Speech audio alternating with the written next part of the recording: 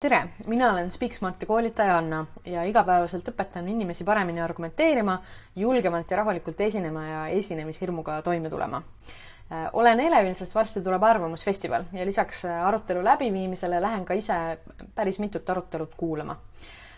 Väga suure huviga ootan arutelu, mis toimub teadusalal reedel kell 12, mis räägib matemaatika õppimise võlust ja sellest, kuidas panna Eesti lapsi rohkem matemaatikat õppima. Minu jaoks on see teema väga põnev, sest psühholoogiliste uuringute kohaselt on matemaatiline mõtlemine oskus. Otse kui nagu ka avalik esinemine, kuigi inimesed kipuvad arvama, et tegemist on otse kui andega, et sul kas on või ei ole ja kui ei ole, siis anna kohe alla.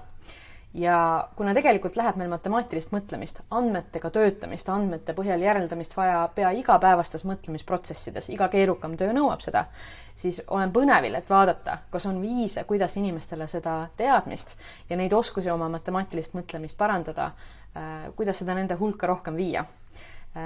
Arutlevad väga tublid ja toredad inimesed, nii et tule sina ka, küsime koos häid küsimusi.